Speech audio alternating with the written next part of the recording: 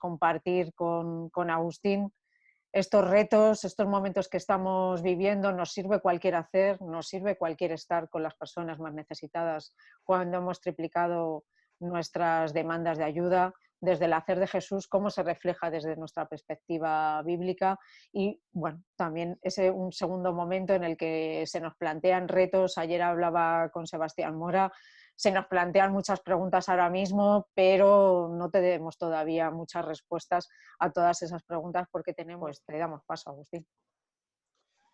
Muy bien, pues muchas gracias. Y vamos a ver un poco cómo nos manejamos, porque yo creo que estamos entrando en esa nueva normalidad, que nadie sabe muy bien qué es lo que va a ser. Y pues para mí es una situación también diferente, ¿no? El ponerme a hablar delante de una máquina donde solamente veo pues las caras de Pilar y de Beatriz, me cuesta trabajo el intentar imaginarme sobre todo el feedback, ¿no? El poder ver las caras de la gente y que la gente te vaya devolviendo también con la mirada la sintonía o distonía con lo que tú vas haciendo y con lo que vas diciendo, ¿no? Entonces, bueno, pues es un formato peculiar, pero intentaremos adaptarnos lo mejor que podamos, ¿no? Yo creo que estamos en un momento en el que yo normalmente, los que me habéis escuchado en otras charlas, yo siempre empiezo diciendo que, bueno, que yo no soy un listo, o sea, que yo soy de los que van intentando lidiar con la vida cotidiana e intentando sobrevivir en ella, ¿no? Que no soy, hay personas que tienen una formación espectacular y que se han leído todos los últimos libros que han salido y que han estudiado por activa y por pasiva 100.000 cosas. Bueno, yo no soy de estos, pero la verdad es que en la situación en la que empezamos a encontrarnos con toda esta locura, casi que siento que al final estamos todos ahí un poco ahora aprendiendo de la nada a ver cómo sobrevivimos a la situación esta que se nos está generando y que no sabemos tampoco muy bien a dónde nos puede llevar. Pero que tiene en su haber también claves que yo creo que nos permiten aferrarnos a las cosas más esenciales nuestras. Y cuando nos aferramos a las cosas más esenciales nuestras, en definitiva, que la realidad sea tan cambiante, bueno, nos desequilibra, pero no nos desequilibra a lo mejor tanto como el que no tiene unas raíces profundas donde poder sujetarse, ¿no? En definitiva, yo ante toda esta vorágine que nos está tocando vivir, la sensación que tengo es que todas las seguridades se han roto, todas. O a mí al menos ya no me quedan, ¿no? Porque yo siento que toda esta realidad de la pandemia nos va trastocando de una forma continua. Cuando crees que ya has aprendido algo, cuando crees que estás en un determinado escenario, de repente cambia todo, empiezas a estar en otro espacio totalmente diferente y como que no tienes mucha capacidad de reacción para poder encarar o como para poder afrontar lo que te está viniendo encima, ¿no? Yo, vamos, desde la mera cuestión de decir, ¿cómo se afronta esto desde el punto de vista sanitario? ¿Estamos ante unas respuestas adecuadas, inadecuadas? Yo no lo sé, o sea, no tengo ni idea. Pero además, cada vez que me alineo con algo o con alguien en relación a cualquier tipo de postura, rápidamente, en cuestión de días, me doy cuenta de que las cosas tampoco eran así. Entonces, todo es demasiado cambiante. Y dentro de que todo eso cambiante nos desestabiliza, eh, a mí me sale un poco el aferrarme a aquello que entiendo que me da sustancia y que me da sobre todo referencia, ¿no? Entonces, este domingo rezábamos el Salmo en la misa del Señor es mi pastor, nada me falta. Y en definitiva, para mí eso es esencial, porque yo creo que en la vida del mismo Jesús las cosas no se desencadenan como en nuestra historia particular y concreta, al menos en los elementos más accesorios, pero sí posiblemente en los fundamentales, ¿no? Yo creo que la vida de Jesús es también el ir viviendo de sorpresa en sorpresa, de ir encontrándose en relación a situaciones que van cambiando y que él también tiene que ir encarando en función de lo que va descubriendo de sí mismo y de cómo va interpretando la realidad que se va abriendo y desplegando a su alrededor. Como nosotros, Jesús también recibe presiones, recibe impactos, tiene tensiones, tiene caminos que se le cierran, tiene caminos que se le abren. Y yo creo que cuando nosotros nos serenamos un poco y entendemos que esa realidad de Jesús es una realidad de vida y de plenitud, entonces la locura de alguna forma se puede sosegar un poco. Y yo creo que esa es una de las claves que a mí por lo menos me están ayudando un poco a encarar toda esta situación que nos toca vivir, ¿no? Porque en medio de esta situación, lo que nosotros hacemos y como nosotros estemos es fundamental. No podemos estar en esta situación y ponernos de perfil. No es posible. O sea, no es que queramos o que no queramos, ¿no? Nosotros como Iglesia, no solamente como Cáritas y como muchos de vosotros que sois integrantes de Cáritas, sino como el conjunto de la Iglesia, no podemos sino estar presente de una manera que va a tener un impacto alrededor, ¿no? Y por eso me parece que es fundamental el que intentemos plantearnos y descubrir cuál es nuestra manera de estar. Porque en nuestra manera de estar se va a ir desplegando también nuestra manera de hacer.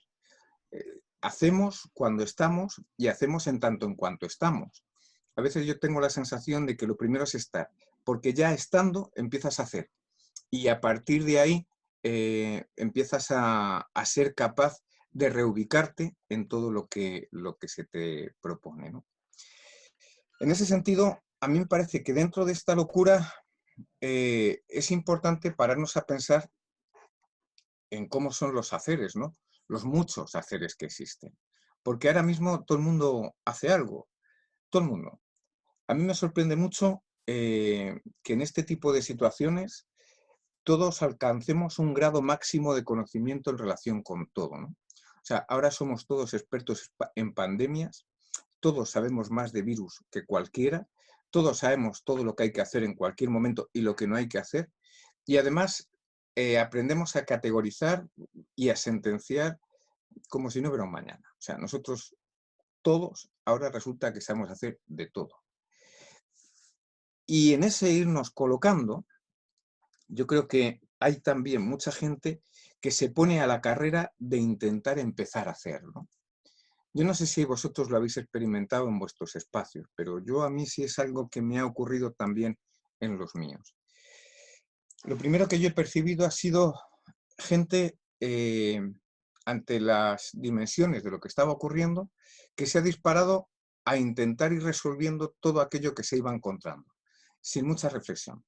Alguien llamaba y decía, tengo una situación de necesidad, rápidamente hay que ponerse a sofocarla. Tengo una situación de premura, no sé qué, hay que sofocarla. Tengo un estancamiento, no sé qué, hay que intentar sofocar.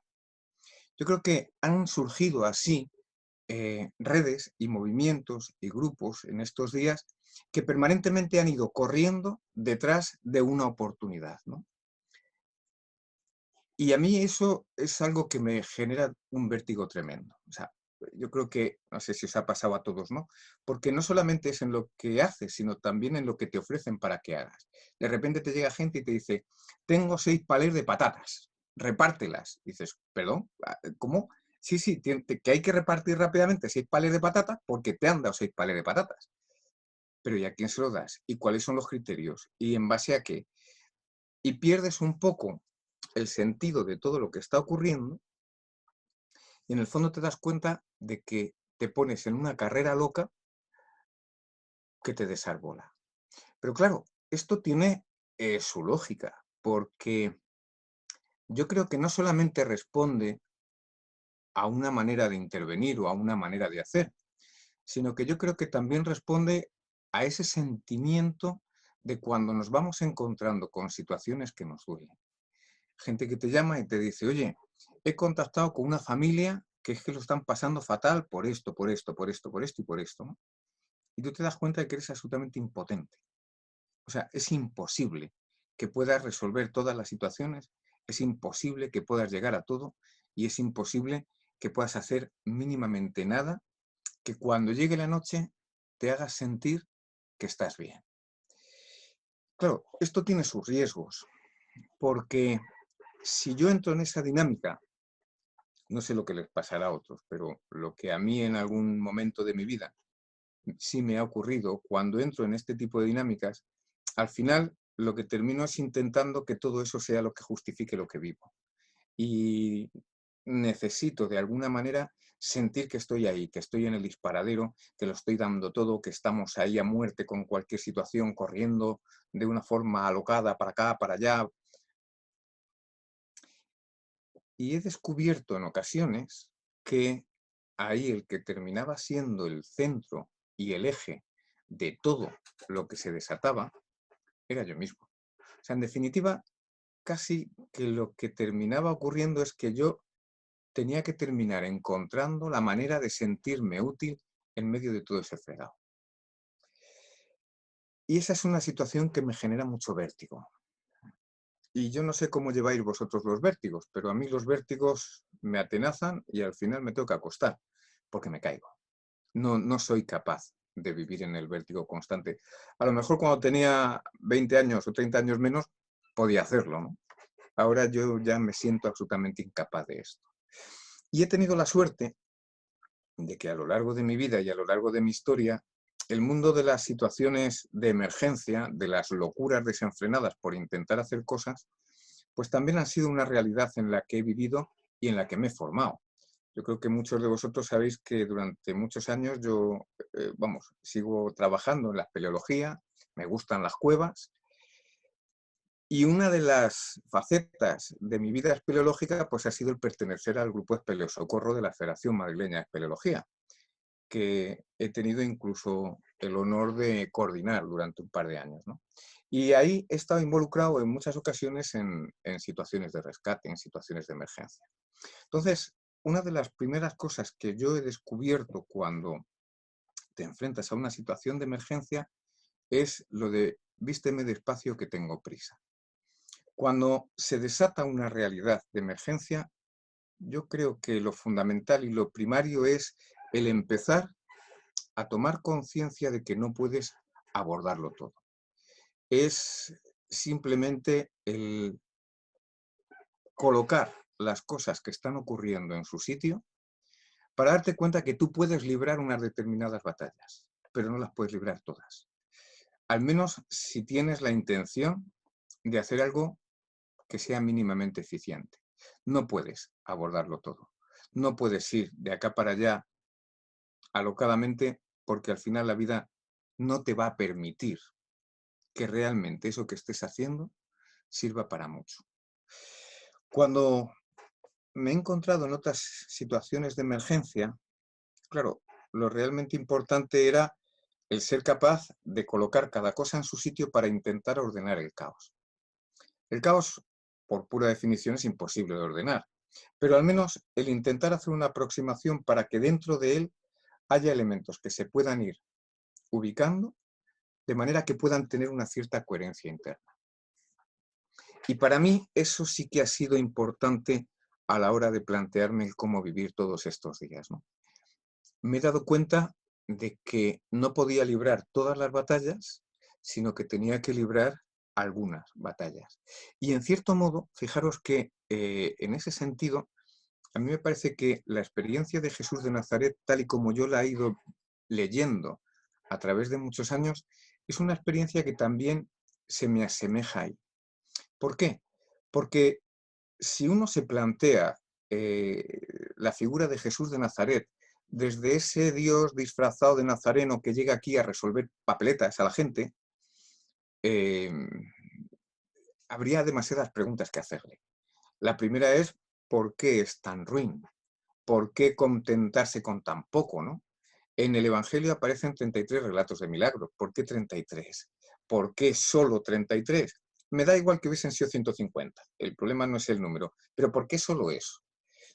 Siempre me llamó la atención en mi época de mocedad aquella traducción que se hizo de la película de Jesucristo Superstar, cuando Judas se encaraba con Jesús en el tema central de la película o de la obra, cuando la representaron aquí en Madrid en castellano, y le decía, ¿por qué has venido en un momento donde nadie te va a conocer? ¿Por qué no haber venido después con muchos más medios de comunicación, con mucha mayor capacidad para hacer muchas cosas, ¿no? Y a mí me da la sensación de que el plan de Dios es que es otro, no responde, ¿no? Esa es la imagen del Dios de la religión que muchas veces tenemos, pero yo creo que no es la imagen del Dios que se encarna en Jesús. El Dios que se encarna en Jesús lo que nos está haciendo es proponernos otro modo de hacer las cosas.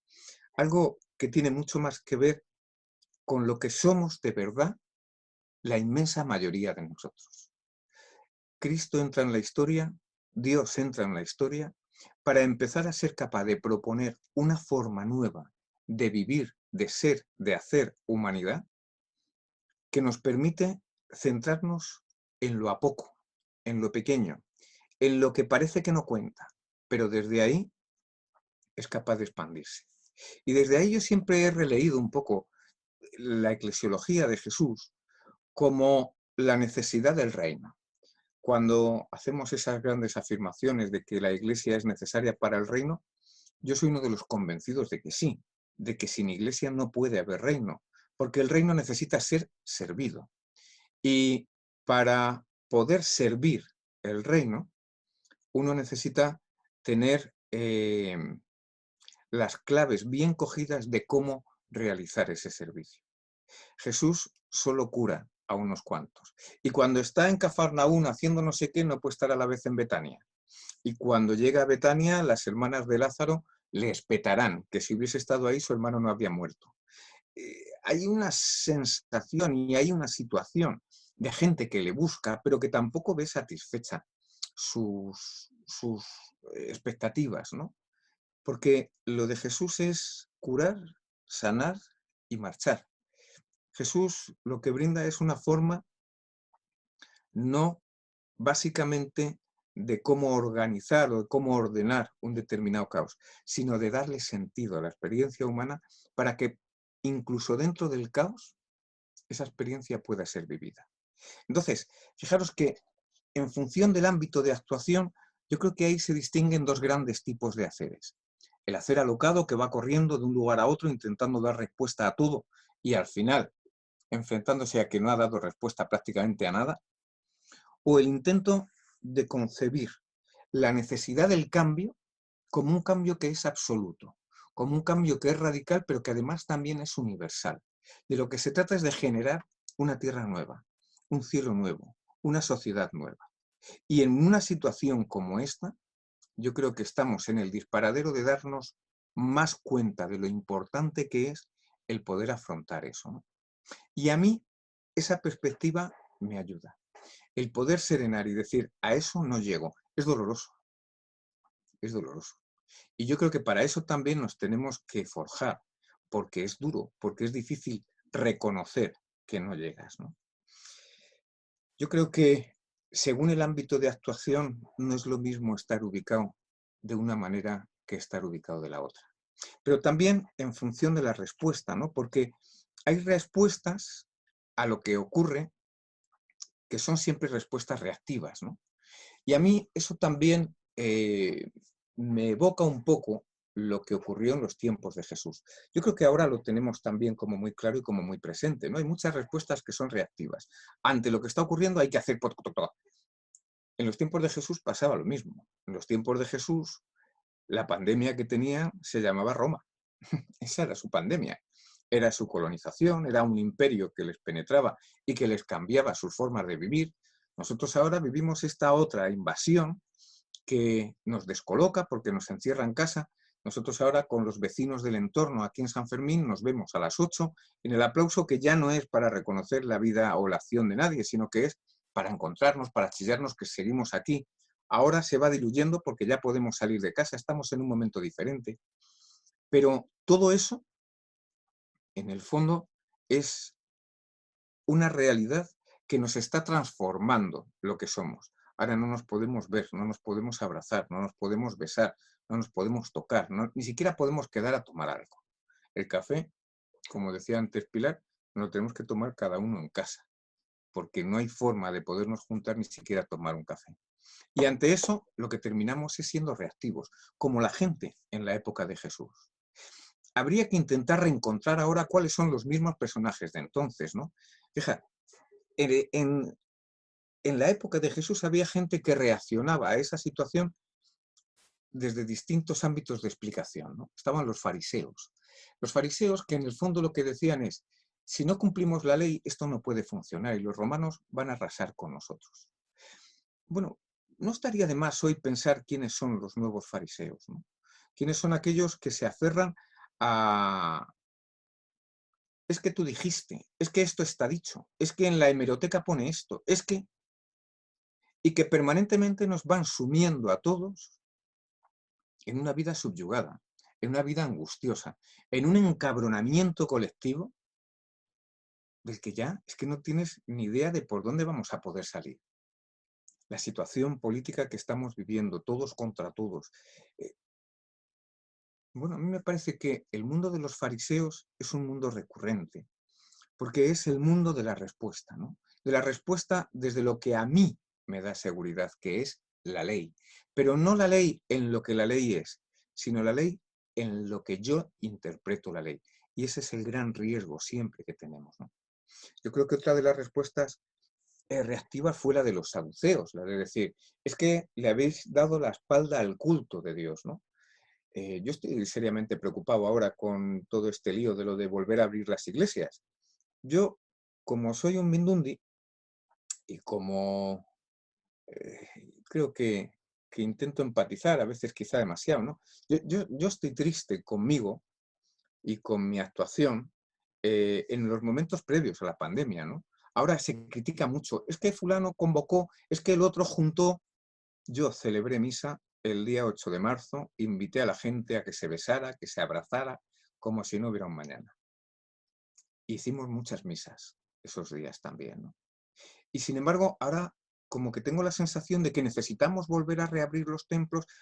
Si limpiamos o no limpiamos, como que es lo de menos, ¿no? No, hemos perdido también ahí a veces la referencia, creo, o al menos yo.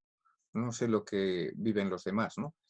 Pero yo sí tengo la sensación de que en ocasiones pierdo la referencia por esa necesidad que tienes, ¿no? De agarrarte a lo concreto, de pensar que el templo es la iglesia y no las personas.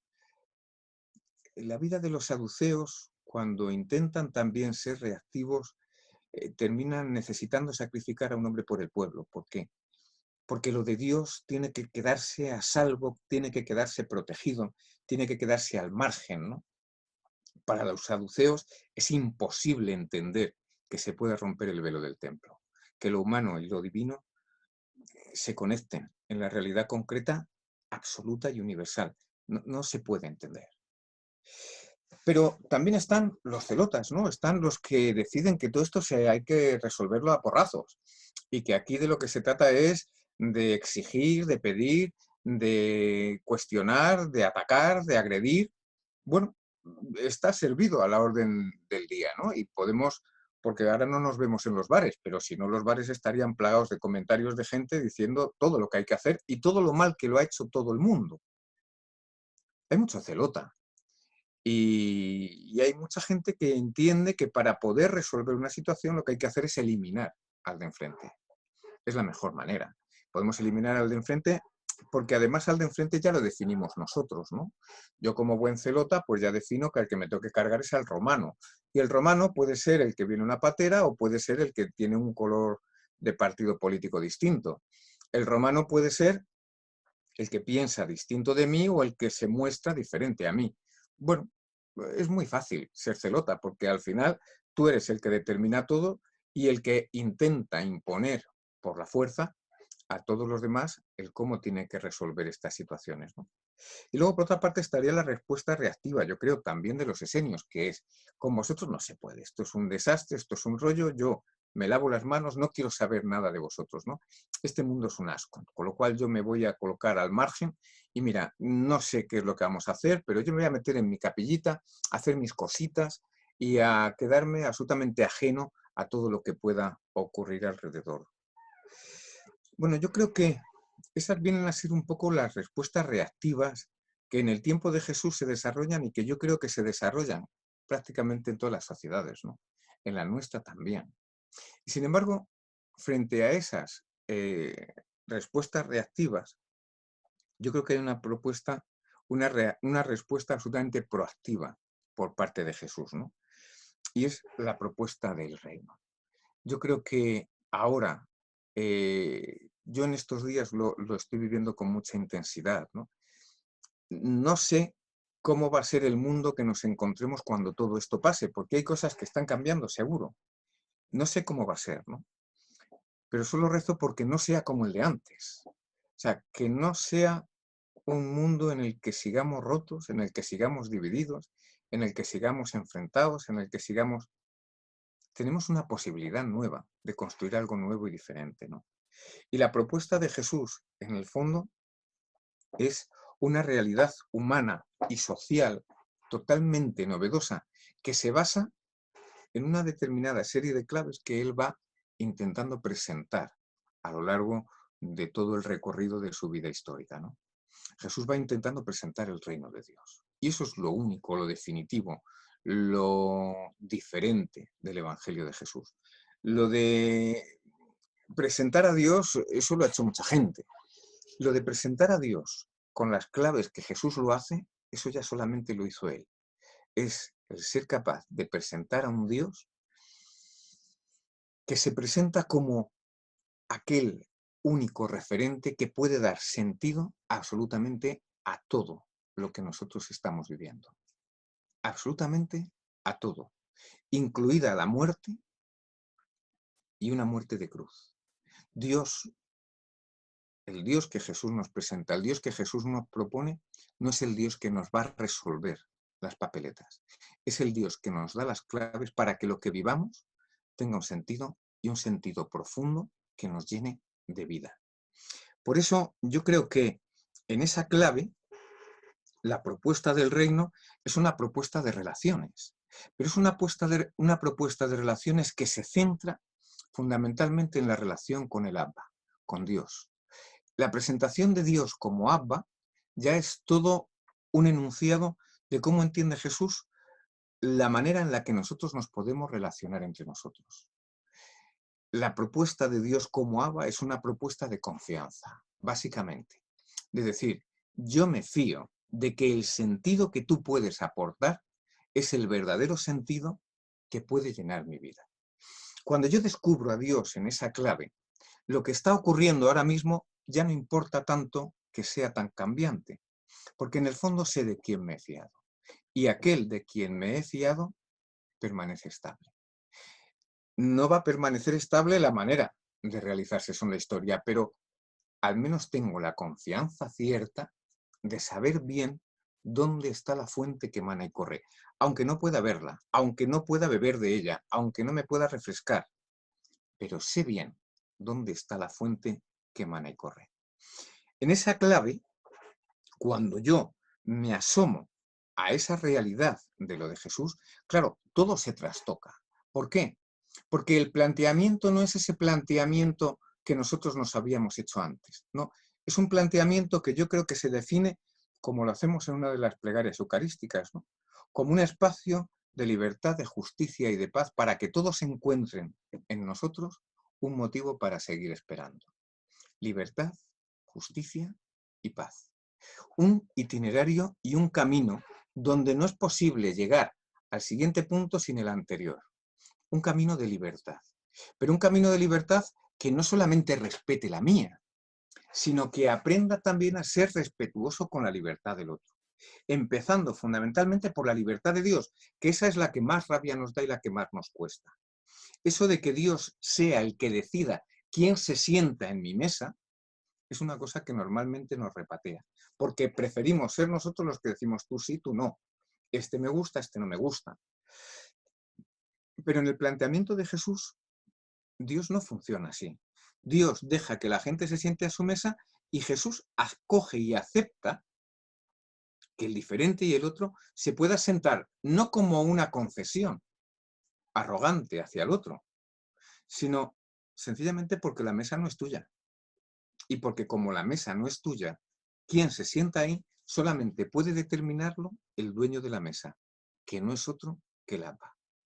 Y ser libre en esa relación de libertad de Dios es lo que luego nos da a nosotros también la capacidad de acoger y de encajar las realidades según vayan viniendo. Ahora en estos días, por ejemplo, yo creo que lo estamos viviendo todos, ¿no? La semana pasada podían salir los niños, todo el mundo desaforado. Este fin de semana podían salir los adultos a correr. Bueno, no sé si al final es verdad que ha habido más lesiones que nunca por la práctica de un deporte que mucha gente jamás había practicado. Pero dices, vamos a ver, ¿por qué tengo que? ¿Por qué tengo que? No puedo yo elegir qué.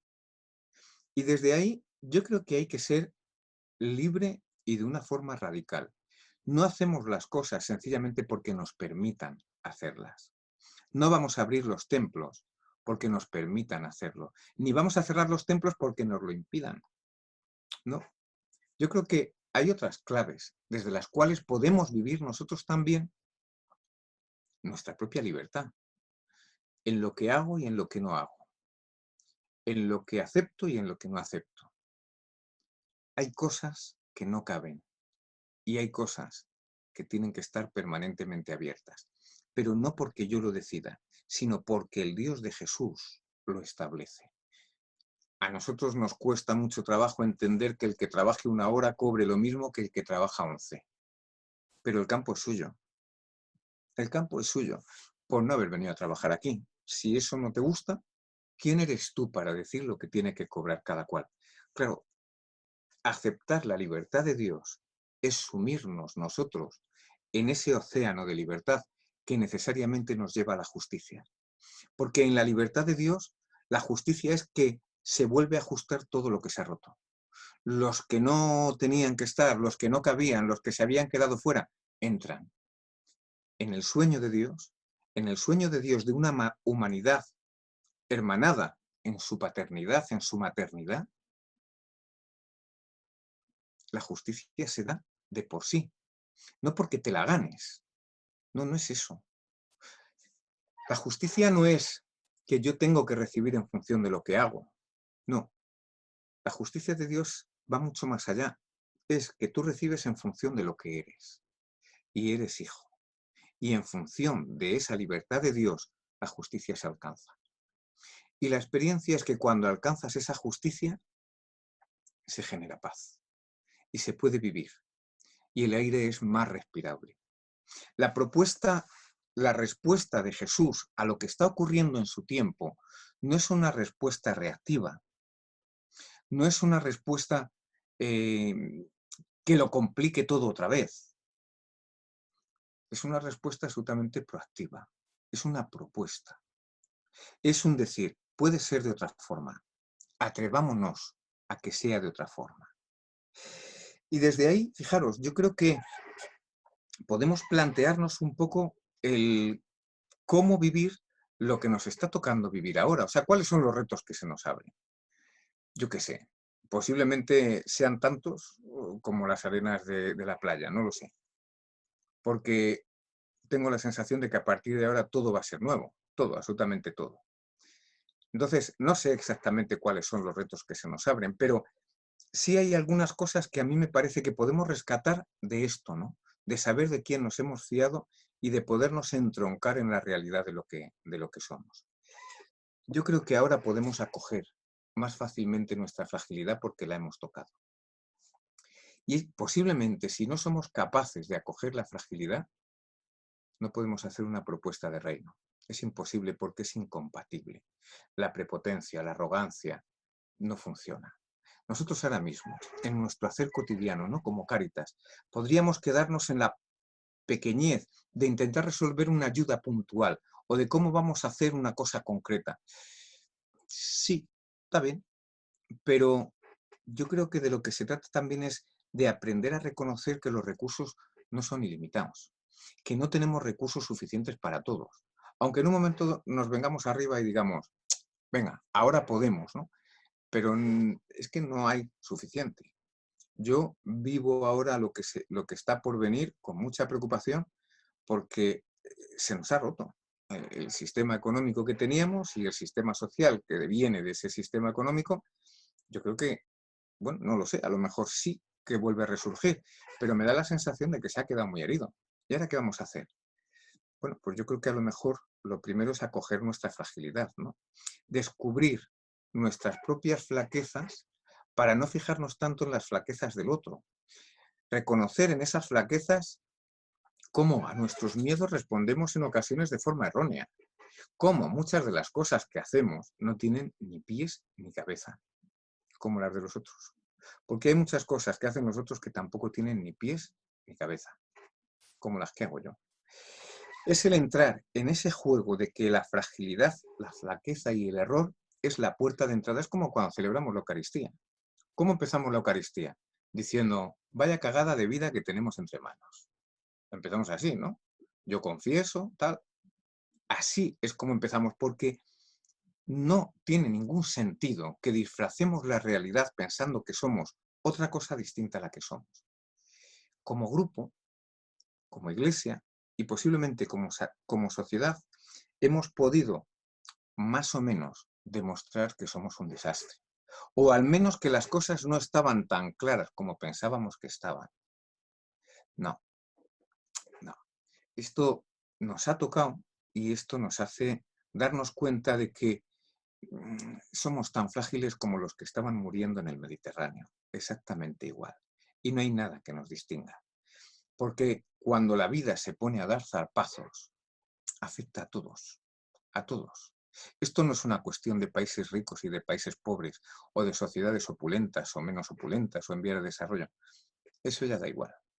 Yo creo que reconocer nuestras flaquezas, reconocer nuestra fragilidad, nuestros errores, los errores también del compañero de camino, es una oportunidad, es un reto que es costoso, pero que en la medida en que seamos capaces de acogerlo, nos puede luego dar también muchas posibilidades de futuro. Yo creo que se nos abre el reto de entender un marco nuevo de relaciones. Yo no sé si esto va a terminar siendo normal. Ahora ya que nos quedan 5 minutillos para terminar la parte de la charla, os puedo decir que es tremendamente incómodo, por lo menos para mí, el tener que estar hablando de cara a la pantalla de un ordenador. ¿Esto va a ser lo normal? No lo sé, pero en cualquier caso tendremos que intentar racionalizar esto. Tendremos que encontrar las maneras de seguirnos entendiendo y de seguirnos reconociendo. En estos días, por ejemplo, había muchas cuestiones de decir, no nos podemos ver, la comunidad se pierde, ¿no? La comunidad se disipa. Yo creo que vamos encontrando claves en las que nos vamos conectando los unos con los otros para intentar que nuestras comunidades sigan vivas y que nuestra iglesia sea ese cúmulo de piedras vivas que somos nosotros, aunque hoy por hoy no podamos juntar todas las piedras en el mismo sitio, ¿no? Pero tendremos que aprender a hacer que este marco de relación sea un marco racional, que nos valga, que nos construya. Porque yo no sé qué experiencia tenéis vosotros, pero joder, a mí esto del teletrabajo es para matar, ¿eh? Yo creo que trabajamos mucho más que antes.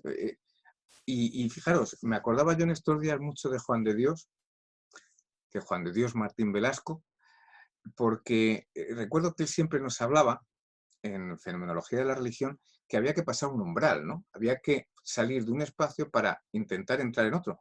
Y yo me he dado cuenta que cuando iba de una reunión a otra, eso era lo que me pasaba. O sea, en ese tránsito de un lugar a otro, donde físicamente tenía que moverme, yo iba haciendo un cambio de un lugar a otro. Ahora ya no tenemos cambios, ahora eso.